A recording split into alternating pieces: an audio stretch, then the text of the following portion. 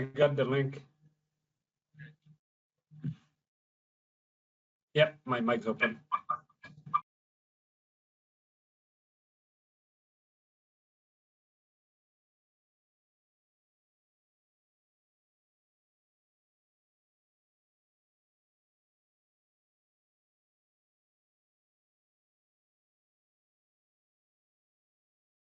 We'll give people a few more minutes to sign back on, then we'll get started for the afternoon. Sounds good, JJ.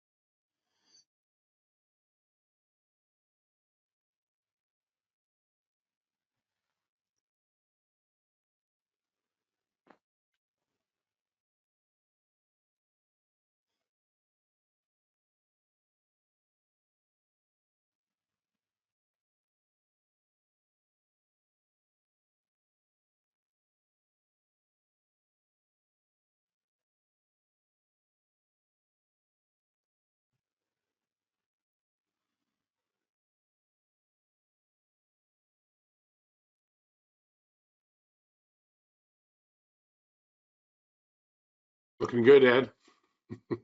Trying. Thank you. At least from the shoulders up, I look okay, right? That's the wonder of the world that we operate in these days. Yeah. I was watching a talk show on TV last night, and they had a guy that was Rick Santorum, right, the American politician, Yeah. all in a suit, and underneath he had like basketball shoes on. Why not, right?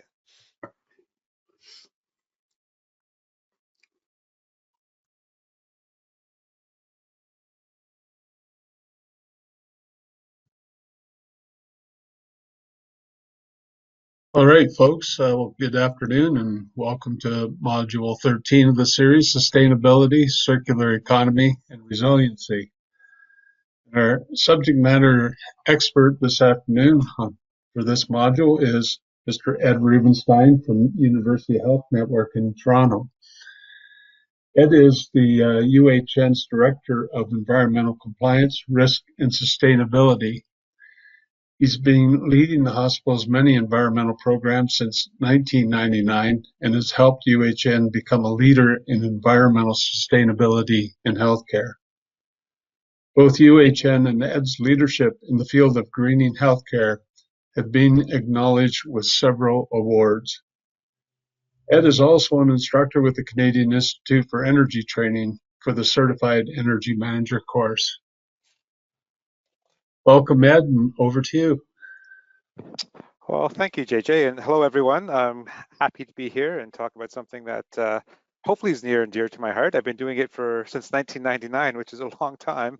And I'm going to talk, I understand you're talking a lot about energy, and I'm going to take maybe a slightly different focus, talk more about broader sustainability, some of the circular economy considerations for healthcare. You may be seeing more and more of this in the news, and a little bit about resiliency with a focus on climate change.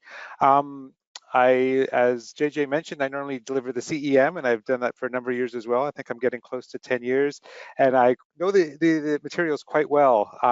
These materials are fairly new to me. I know the subject. I am apparently a subject matter expert, but I'll apologize in advance if I go too fast or too slow. It's just because the slides are pretty new to me. But please, I don't know how people are doing things, but please don't hesitate to ask questions, stick your hand up, and things like that. Well, actually, yeah, Ed, we don't have a hand up on this platform, but we've asked people to open up their mics, and okay. JJ and I will definitely watch the chat, so you don't have to worry about doing that too much. Oh, perfect. And just a reminder, make sure you unpause your slides. Yes, thank you. I think I did. No, continue sharing. All right, and I guess virtually don't throw any tomatoes at me, please. So, Let me all know if right. you need Okay, so yes, a little bit more about me. I am at the University Health Network. My team oversees all things sustainability, and we've tied in a little bit of resiliency with that. We're not in charge of the day-to-day, so we don't do for example, the waste management or the facility operations, but those are some of our best friends. We work very closely with them, as we do with many other departments within the hospital.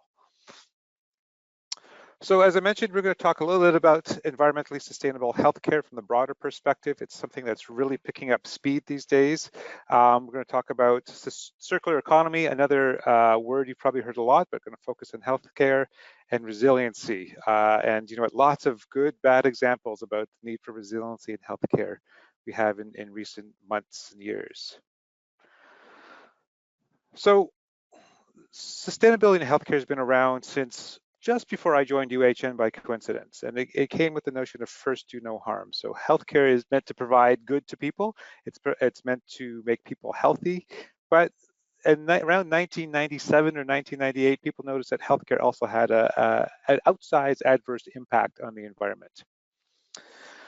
To give you a bit of context, and I don't know if Kent Waddington from the Canadian Coalition for Green Healthcare is on the call, but he's also promised to be around to answer some questions that may pop up around some of the coalition's information, which will be in the slides. But to give you a bit of context, healthcare is big. It employs a lot of people. It has a big physical footprint. As we see more and more, has a big environmental footprint, much bigger than its physical footprint. It's got lots of buildings, lots of old buildings. Let me see if I could get my tools going here. Lots of older buildings, you know, lots of beds. A lot of them, unfortunately, are filling up these days with COVID. And we do spend a lot of money on healthcare. It's a good portion, 30%, 40%, 50% of some provincial governments spend, which is also a bit of a driver to help implement some of these sustainability things we'll be touching on. Because if we're going to invest in public goods and public institutions, there's a great opportunity to make sure that they are not hurting the public interest in terms of having adverse environmental and health impacts. All right. Sorry, I'm just getting used to the tools here, how these things work. It's also, I think most people are working in healthcare, so you know that it's lots of codes and standards. There's ASHRAE, there's CSA, there's some other specific ones. We have our local building codes or some of the municipal requirements. Lots going on. So it's already a complex environment that's operating within a complex regulatory framework. And on top of that, it's pretty risk adverse when it comes to change. So you probably heard the stories about healthcare being one of the last industries to still be using fax machines, right? So they could do some amazing things in hospitals in terms of providing patient care, and yet in the back we're still relying on paper and fax machines. So it's amongst this kind of backdrop that you have to kind of keep all of these sustainability things in mind. And then from an environmental perspective, healthcares, as I mentioned, they have pretty large environmental footprint, one of the highest energy use intensities, so how much energy we use per square meter of commercial and institutional facilities. Canadian hospitals are, you know, like many other industries in Canada, we are one of the most higher energy intensive. A little bit to do with their climate, but if you look at some of the Scandinavian countries in their hospitals, they've learned how to deal with this. And then we're open 24/7, high resource use, you know, PPE, big move to disposables and things like that. There's also increased need for healthcare facilities. You know, we're all getting older, and we're going to have the baby boomers requiring more healthcare needs. And then you layer on top of that a very, very quickly changing industry. So technology is coming. We are getting rid of those fax machines, but there's a lot more reliance on new technologies which require more energy, have different needs, different procedures, right? So all of this is happening at the same time, just to make our jobs more interesting. So a little bit more about the environmental impact of healthcare systems. So again, hospitals are pretty energy intensive in all countries, but also in Canada. You can see there's some numbers there about GHG emissions. It's roughly about 5% of all Canadian greenhouse gas emissions. And there's the studies like this that have been done in various different countries. There's some really good resources out there. Some at the bottom of the slide here, but if you go to the Lancet and the Lancet Planetary Health, lots of good resources there. There's also, as a result of everything we do, a lot of pollution. You could see, going back to that first concept of first do no harm, you could see that as a direct result of hospital activities, it's about 23,000 DALY, or disability adjusted life years, that are lost because of hospital emissions, right? So that's pretty significant if you think about it. Just to give you an idea of emissions, so a lot of these emissions are as a result of burning fossil fuels. You could see sulfur dioxide and carbon monoxide. We also have, labs use a lot of chemicals for diagnostic research purposes. We have also, housekeeping chemicals. We have sterilization requirements. So a lot of chemicals being used all over the place in healthcare, maybe more so than other industries, but it looks like the largest source of our emissions, and you can see a lot of these are to air, are from burning of fossil fuels. So definitely a big consideration when it comes to making healthcare more sustainable. We also use a lot of water. Partially this is because hospitals are big and have high HVAC requirements. We have a lot of cooling, so we're running water in our cooling towers, lots of cleaning and sterilization. So often, even though my title says energy in it, water has been a big part of what we're doing in terms of mitigating our resource use. Water is expensive. Many hospitals, especially those in urban settings, are dealing with aging infrastructure for water, which means prices keep going up, and there are some reliability issues with infrastructure as well, which we can touch on when we talk about resilience. Waste. So you've probably seen slides recently, lots of masks ending up in lakes and things like that. We've always used a lot of disposables in healthcare, and maybe even more so now because there's infection control concerns about reuse, lots of liability concerns. For a while with COVID, people were afraid to use reusable bags. I think hopefully that's been dealt with, but magnify that by manyfold for healthcare, where they have some invasive procedures, and we're really set up to be a disposable industry. As much as we'd like to reuse things, there are a limited number of things we can reuse, and there's always concerns about reusing things. Are they sterilized properly? Labor costs, all those kind of things. Transportation needs, so more broadly, this will be our ambulances. Our hospitals don't have a lot of transportation, but if you also think about, for example, the University Health Network has roughly 1 million ambulatory visits a year. That's 1 million people coming and going from our hospitals, plus about 17,000 staff coming and going to work. So just by our size alone, we have an impact on transportation needs. And it's been amazing over this past 6 months to see many things move virtual. And there's actually been some very good studies about if we move some of our clinical care virtually, we can really have a reduced impact on greenhouse gas emissions. Not to mention there are many other benefits in terms of access and people getting the care they need without having to drive halfway across the province. Food is coming up more and more in terms of the consumption, the waste, healthy foods. It's a broader topic, but it's been kind of amplified in healthcare because there's the cliche about how bad hospital food is, but there's also a realization that malnourishment and people not having access to healthy food is impacting patient care, longer stays, and things like that. So food consumption, many organizations just look at the waste side. Do they compost? Do they reduce waste? But also within the broader context of healthcare, there are some interesting things going on. And you can see some resources there. There's lots of other resources available. I know there's a chance to ask questions and things like that, but I'm also happy to, I think my contact information is at the end, and share some of these if anyone interest is piqued with this. And then our supply chain. So you'll see some slides later on. I think it's roughly 60 to 70% of the greenhouse gas emissions associated with healthcare come from stuff, right? Things that we buy. We're also noticing that, like toilet paper, like now I'm reading appliances. When we rely on the global supply chain in healthcare, that supply chain can be influenced by climate change, can be influenced by pandemics. So there's, it's kind of, and like healthcare, like other industries have gotten really good at being a just-in-time sort of supply chain. So emissions associated with it, some risks, going to be impacted by climate change. So lots of discussion about how do we tighten up the supply chain. And I guess the most apparent thing right now is PPE and ventilators, right? So when we rely on outside countries for those kind of things, what happens if someone else wants it more, or there's that supply chain is impacted. Okay, so all those things we mentioned, there are lots of good things happening in terms of activities. The Canadian Coalition for Green Healthcare is really good, as is a group called Practice Green Health. So lots of energy. And this is the easy one. I mean, it's perhaps one of the biggest impacts directly associated with healthcare, but also it's the one that has one of the largest paybacks. So lots of focus on energy. University Health Network is no exception. We do a lot of work on this. More and more the realization that we need to do something about climate change and our own greenhouse gas emissions. Some of this is related to energy, but some of it is related to anesthetic gases and inhalers, and some finally clinical realization that maybe the type of care that doctors are prescribing or doing can have an impact on climate change and ultimately on patient health.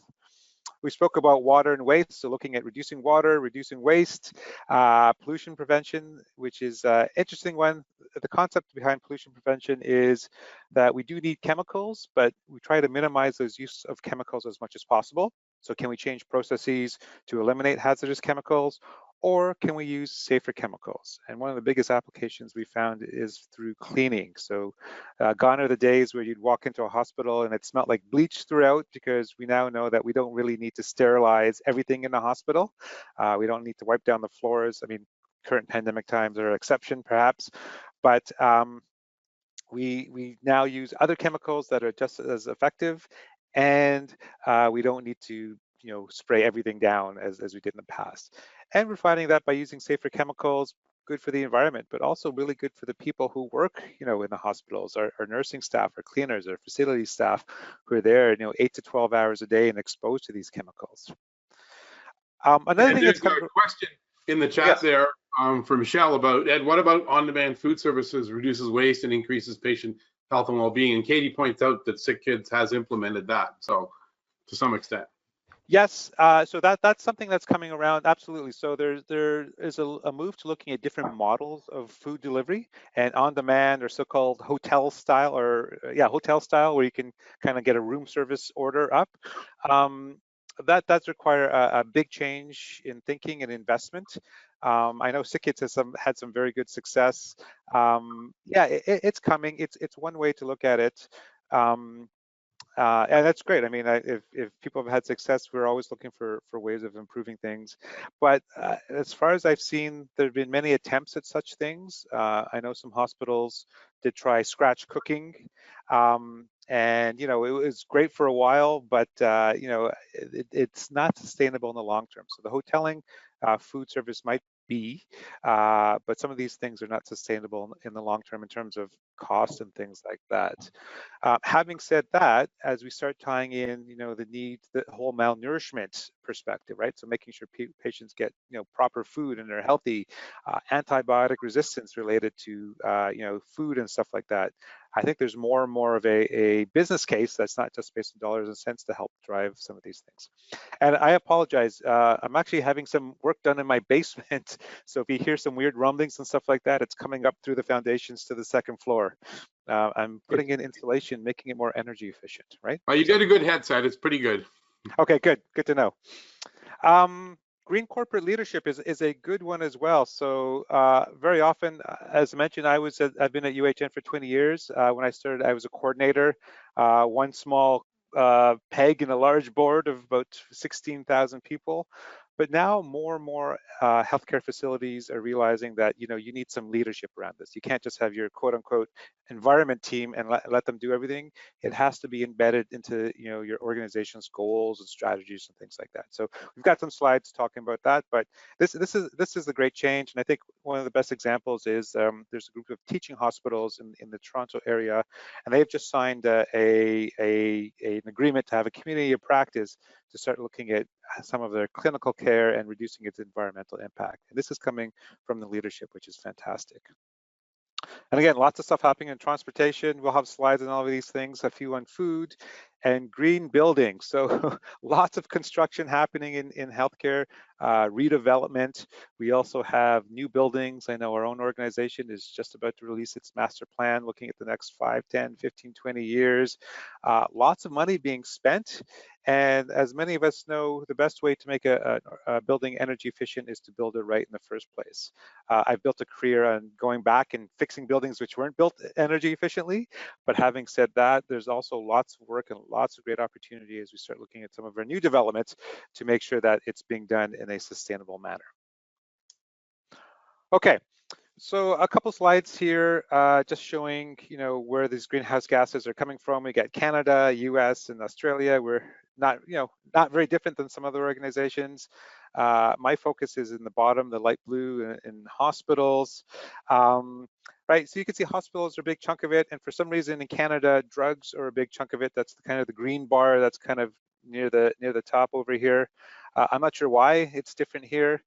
My challenge has been, how they quantify these things, and that's part of the overall challenge. There's different methodologies for figuring out where greenhouse gases come from, and that shouldn't distract you. I think the bottom line is that healthcare does have a huge impact on greenhouse gas emissions, and that we really need to do something because greenhouse gases and the resulting climate change has a huge impact on health. It's been called the #1 public health issue the world has to address, even more than COVID. So I've mentioned the Canadian Coalition for Green Healthcare. They have some great tools, which we'll be touching on. And again, I think I saw Kent join. So Kent, hopefully you're here to answer some specific questions that may come up. But one thing they have is a green facility toolkit, and really to give people an idea of what you can do to reduce your greenhouse gases. Hopefully for many people who've been dealing with energy for a while, sustainability, these are pretty old hat. But if you're just new to this realm, lots of great ideas as to what some of the opportunities are. So to give you an example, here's what we have under energy efficiency.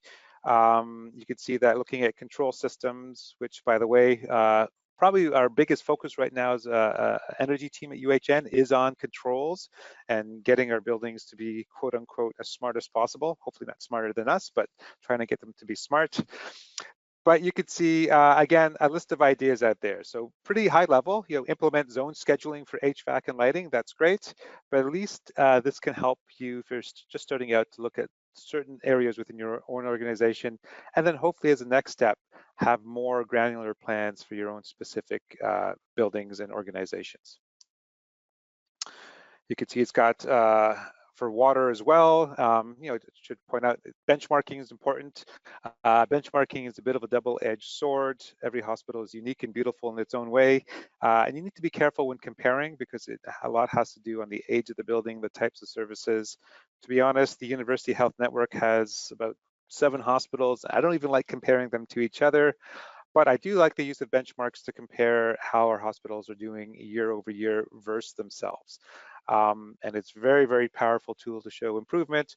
Or these days, when we've increased our ventilation rates because of COVID, to show the impact, right? The impact of not having recirculated air, the impact of running to certain infection control standards. Also, awareness and behavior change. This is a great field. Probably not as utilized as it should be. And I do believe Katie Cowan will be talking a little bit about this after me. She knows a lot about this. She's probably cutting edge when it comes to this, especially in a healthcare setting. And this is much more than just putting up posters and having email campaigns and things like that, but I'll leave that for Katie. And then again, building operations, environmental services and cleaning. The thing about environmental services and cleaning is that our housekeepers are probably the only department that sees every corner of the hospital every single day. So they are very good friends, not just because they help conserve water by changing the way they clean, but they also see problems, systemic problems throughout the hospital in terms of energy and things like that. So good group to know, and definitely when it comes to water conservation, they use a lot of water for cleaning. We want to work with them as much as possible to mitigate those impacts. So I'm just going to take a look. I have no idea how I'm doing with time. I think I'm doing okay. Waste. So waste is a huge issue. I think UHN, we produce something like 40 to 50,000 pounds of garbage every single day. A lot of garbage coming out. I mean, there's the cost of that. There are the environmental impacts of disposing of that. But the bigger issue is the upstream impacts. So all the GHG emissions, all the pollution that was created in making that stuff, which eventually became waste. So a lot of focus on this. If people have been watching the news, they know the federal government has just released, I guess, a bit of a roadmap to eliminating single-use plastics by end of 2021. I think they'll have the regulations out. Not a lot for healthcare directly, but it is something that healthcare is going to have to deal with. And if you think about it, a lot of the plastics we use within healthcare are high quality, very pure plastics, right? So this is good stuff, and it's used once and it's disposed of, right? So we need to start thinking of different ways of handling these types of waste. Yes. Sorry, I apologize. We got a question on the chat line here. It says, Ed, where did you get the directive to increase outdoor air percentage?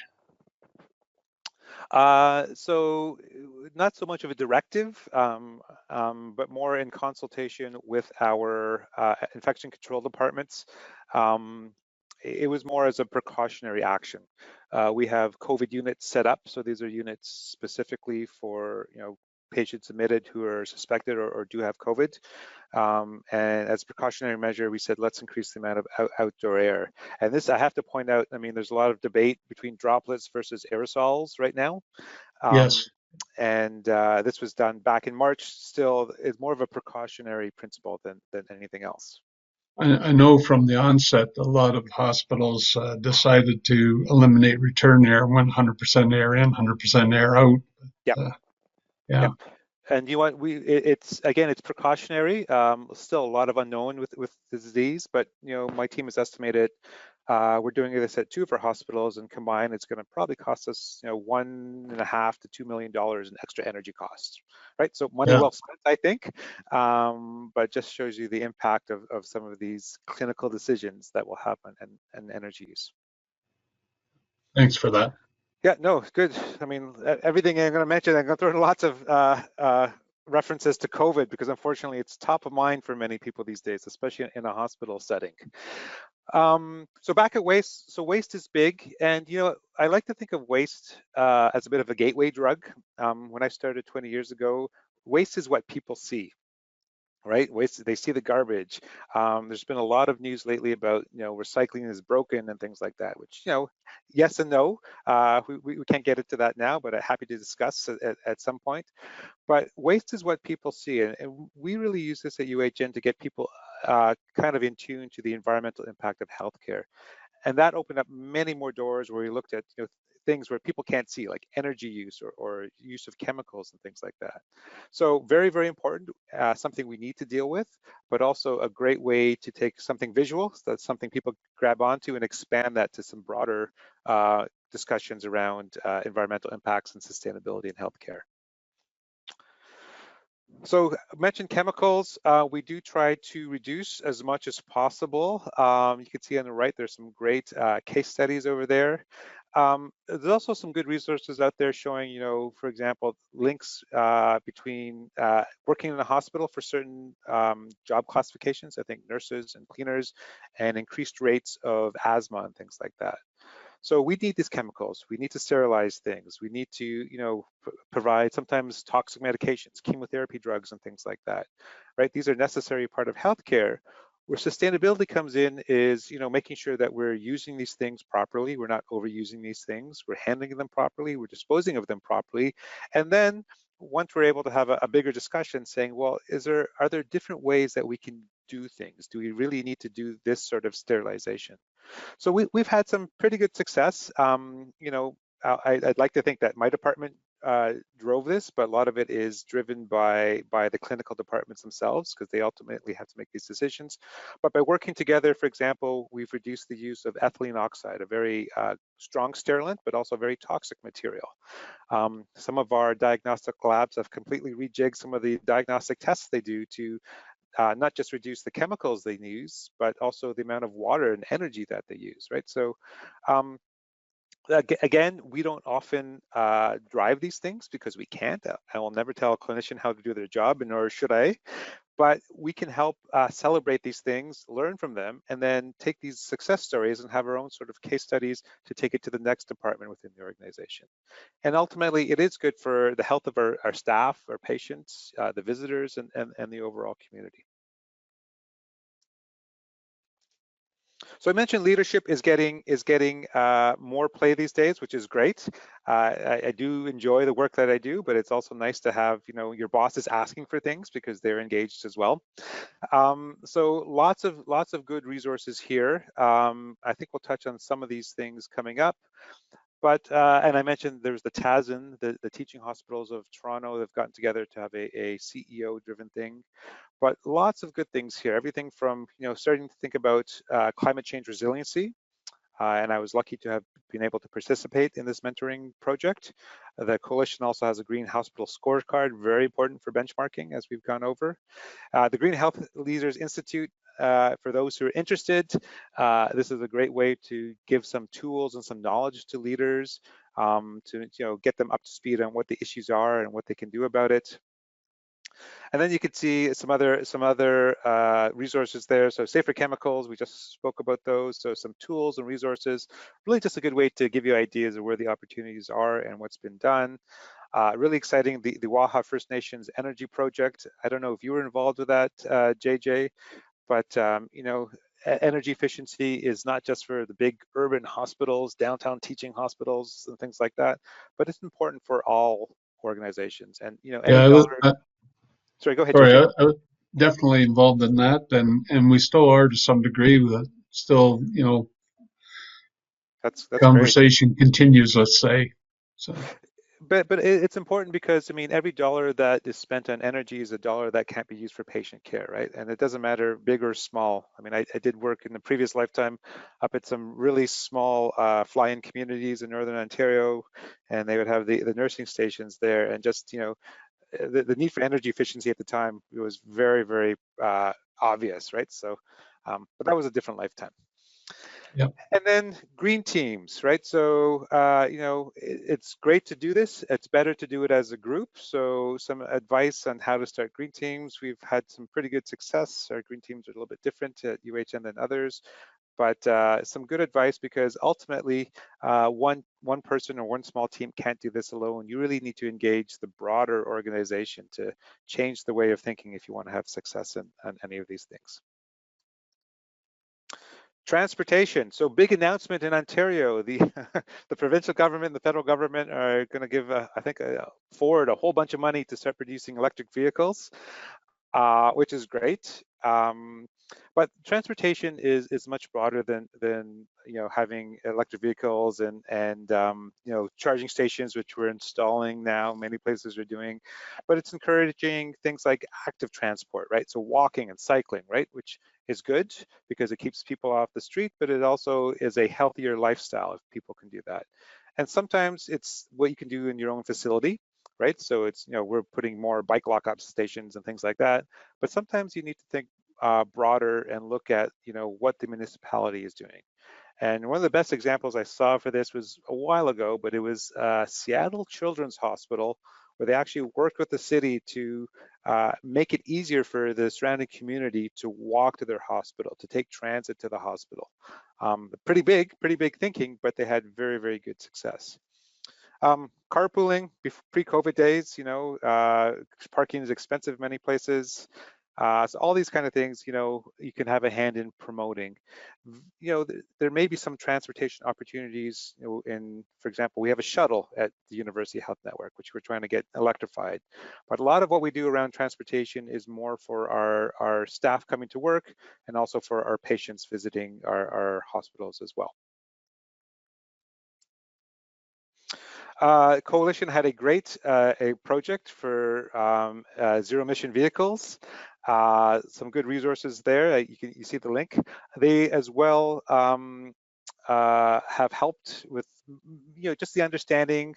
There are funding opportunities that to be honest, I've lost track. It's one of my team members who's leading this, but funding opportunities come and go, and I think they're back on again with the most recent throne speech from the federal government. I think there's some funding in there. So we're finding that biggest demand, to be honest, is among staff, and it's not just the doctors driving Teslas. There are more electric vehicles out there.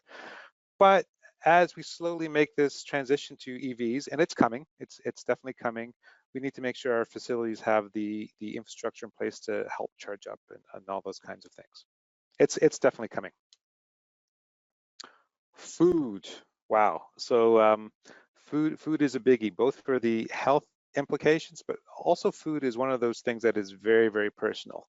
Everyone is an expert in food because we all eat, right? So delivering food in a hospital setting is very, very challenging. So there's some things that you can look at. There's a huge environmental impact from just producing and shipping food. So there's a move towards local foods. There's a move towards, getting healthier food. Not so much in Canada, but in some jurisdictions, I've seen them trying to get sugared drinks off the menu, believe it or not. And then the bigger thing we have more directly in our control is what happens with all that food waste. So unfortunately, there is a lot of food waste coming out of hospitals. Many different studies, a lot of good stuff from the NHS in the UK showing that a good portion of what ends up on patient trays is also going straight to garbage. So organic waste management is a good way of dealing with the symptom, but there's the bigger issue is how do we get food that engages people, is that a good word, or is appealing to people, and make sure they eat it and get healthy with it. So there's a food healthy food pledge that can be taken, and that's through I think that's through the coalition, but really it's looking at all aspects of food, from what you purchase to organics management, and also what that food is delivered in. Is it reusable, recyclable? And a great resources if you want to get into some of the more bigger picture things around food and food as a healing substance and stuff like that is this group called Nourish Healthcare. You can see their website down at the bottom there. They've done some amazing things. They've got some really great case studies. They've got I think two cohorts now doing different exciting projects, some great videos and things like that. So definitely something, if food is something you're interested in the healthcare setting, something you want to look at. And also, do you know what we're looking at? We do have a small garden at one of our hospitals. It's a rehab hospital. It's a long-term continuing complex care. So we have people staying there for extended periods, and we've actually built a garden where it can be accessed by a wheelchair, and it's become part of the patient care as well. So it's food, it's local. They have a big party, a harvest at the end of the year, and they eat what they've harvested. But also the patients get to go out and enjoy the garden, and sometimes it's actually incorporated into their care as well, despite by tending the garden. Ed, Yes. just a reminder, we got about 10 minutes left, so yeah, I just don't know. I don't know how many slides I have left. Let me see if I can figure this out here. I just like to save time at the end for discussion and questions. So all right, so let me go through quickly. A lot of stuff is going to be repetitious here. I think I have a lot more slides. So anesthetic gases, very quickly, we need clinicians involved because there's a way of substituting to less harmful anesthetic gases in terms of greenhouse gas emissions, but also there are opportunities to capture expelled anesthetic gas. Most anesthetic gas given to a patient is actually not metabolized, goes to the environment. And if you look at the bottom right, this company called Blue Zone says they are very good, close to being able to capture these anesthetic gas, and now with Health Canada approval, sell them back to hospitals for reuse. So something to keep in mind, but we definitely need clinicians involved. Circular economy. So the concept is pretty straightforward. On the left, we have, we used to take resources, we used to make something, and then that stuff was used up, we dump it, right? Circular economy means we have to start looking at ways of not dumping it. And that goes right back to how we take things, how we make things, and so they can be designed to reuse, refurbish, and recycle instead of dumping. So that's, I guess, the picture on the right. So no more waste, right? We want to take everything, and that waste is actually a resource, right? So the last resort is to throw something out, and once we throw it out, we can then mine it and put those resources back to use. This is the redefinition of the waste hierarchy. They used to have the 3 R's. You can see now it's up to like 5 or 6 steps, depends. I think I've seen 7 R's in some places. And why do we care about this in healthcare? You can see in the top right in red, scope 3 greenhouse gas emissions. So this is greenhouse gas emissions from stuff, not from energy use, but from stuff, is over 60%, right? So all the stuff we use in healthcare, because most of it is going to garbage right now, has a huge and outsized environmental impact. And it's actually the largest component of the hospital greenhouse gases. I mentioned the Green Hospital scorecard. So if you're getting started, this is a great way, or even not getting started, if you're well down the road, like some hospitals are, this is a great way to benchmark. This is done through the coalition. It is free. All you have to do is enter your data. You can see they have information on recycling, and you'll be able to compare yourself year over year. They also will compare you to some of your peer hospitals, so you have a bit of a benchmark to see how you're doing compared to them.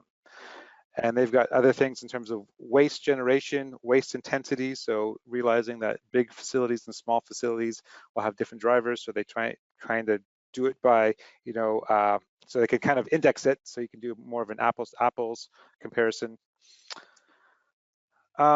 They also talk not just about the waste itself, but in terms of some of the planning and policy. So trying to see which hospitals have a waste management policy. So out of the 101 hospitals that answered, over half, 61%, say they have a waste management policy and so on. So just to give you an idea of, who's thinking about these things, not just in terms of having a recycling program, but are they actually thinking about them having policies, setting targets, having a true management program.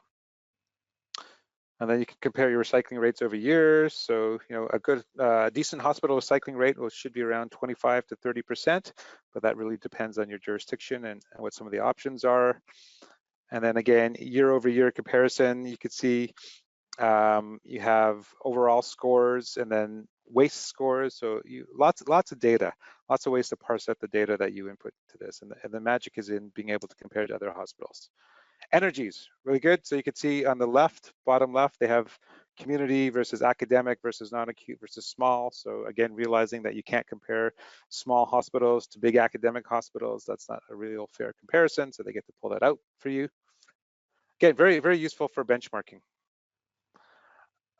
Purchasing policies. So how do you screen the supply chain? Good question. I wish I had some good answers, but I can tell you that the first way you have to to tackle this is to have purchasing policies, right?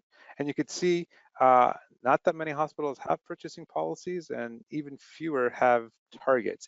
This is a tough one to deal with, but hopefully with this, for those who are doing it, they could find like hospitals and be able to learn from each other and share. All right. So on to resiliency, talking about climate resiliency.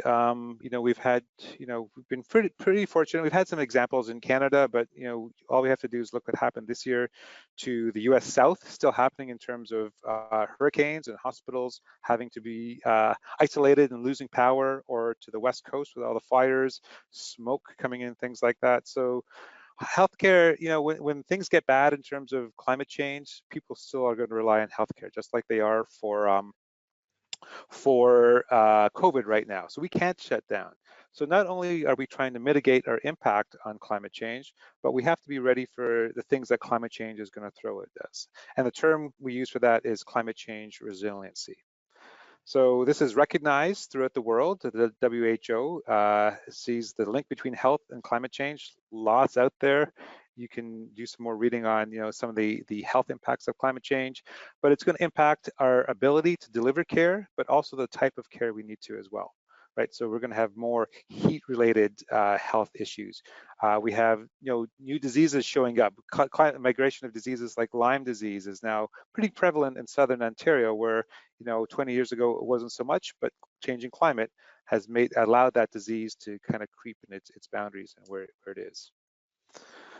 So again, climate change is a health issue, right? It is not just a climate issue. It is a health issue, and hospitals need to be ready to deal with these things, all the things that are going to happen. If you look at some of the hurricanes in Texas a few years ago, hospitals were not ready, right? They shut down. There was some serious implications to the patients.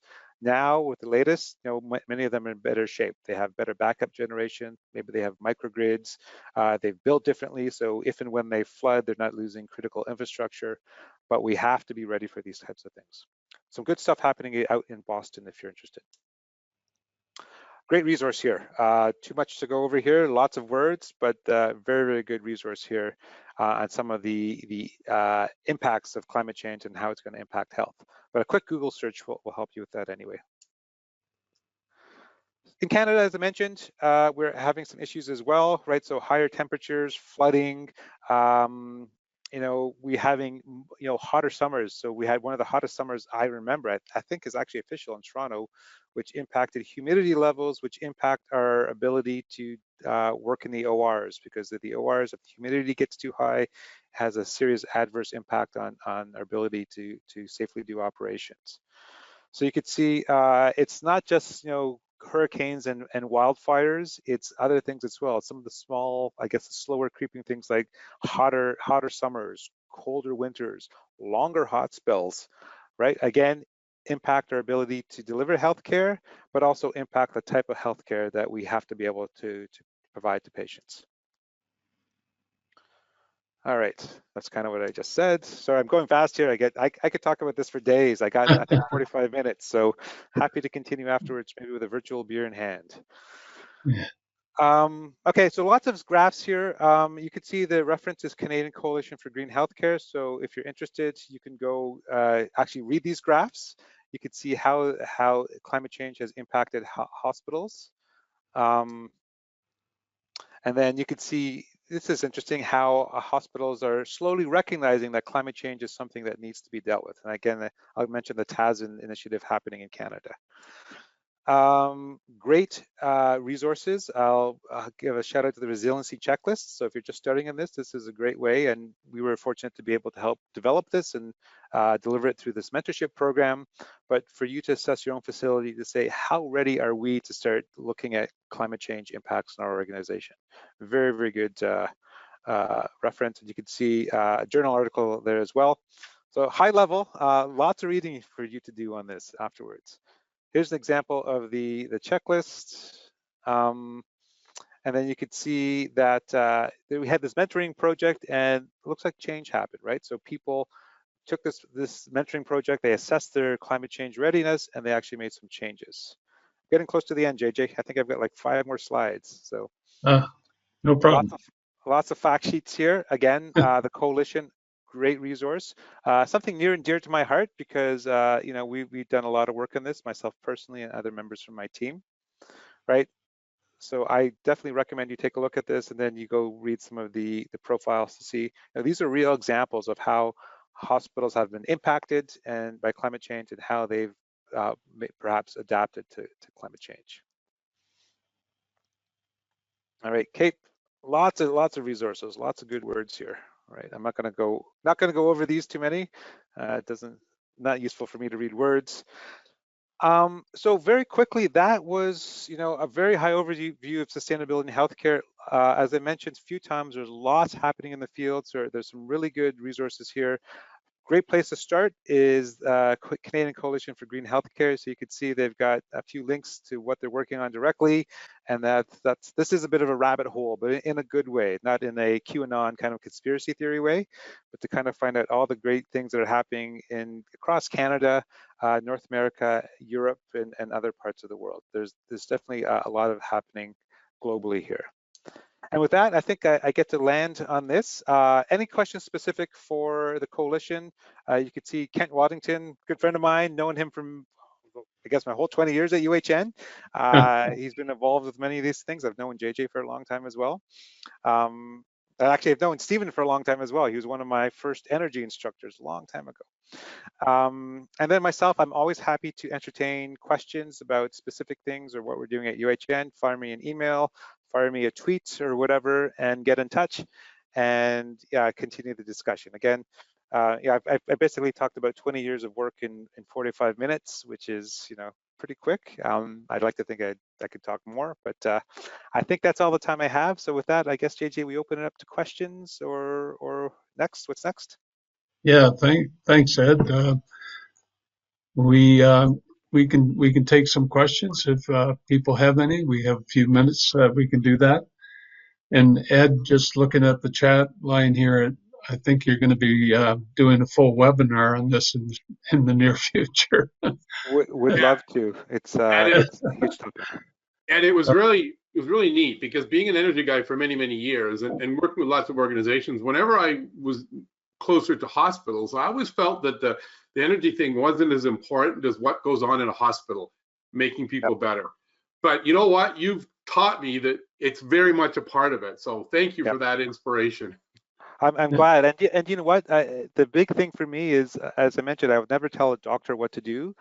And they are finally, I don't know if it's a generational thing, but they are finally waking up to like, hey, the care I'm giving has an impact on my patients, right? So they're really waking up to that, and they're now starting to drive it a little bit more. So it's kind of changed my role. I get to be, I guess, the content expert and help guide them to make sure they're not going down the wrong path. But I'm hoping that this will completely take off, and we'll start seeing more and more changes coming up in the next, years and months. We have to. I mean, the health implications of not doing it are huge. So. Yeah, exactly. We have a question on the chat from Alphonse. He's asking about your presentation material, Ed. I'm just reminding everybody that we are recording these sessions. Oh no, I would have done my hair. Yeah. And at the end of the day, we'll send everybody a link to those recordings.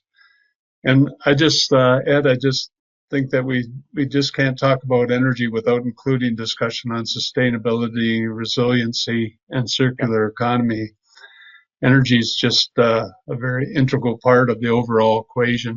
And I want to thank you very much for covering off the information that you did for us today. Of course, pleasure to do it. I just one thing to add is that we've done a lot of energy projects, and we've managed to incorporate resiliency into almost every one of them, right? Sometimes we take a hit on our financial payback, but if it makes the organization more resilient, it's better. And to be honest, sometimes that's the avenue where we get the support. So it's something to keep in mind. And from Dawood, he says, Ed, your hair hasn't changed a bit. So. Unfortunately, it's not ever going to change again. So I'm well beyond that. And I see Katie is sending some excellent resources there, which are I alluded to some of those, but these are great resources out there, just to give you an idea of how the environment is changing within healthcare itself. Absolutely. Right. All right. Well, thanks again, Ed. And, thanks, everyone. And I guess, Stephen, you'll take over control. You take control back, or? No worries. I'm my finger ready to go. So here comes Katie. Right. Okay. Thanks, bye now. All right. Okay, folks, this brings us to our last module of the day, and the module on behavior change. And to present for us today as subject matter expert, we have Katie Cowan. Most recently, Katie led the energy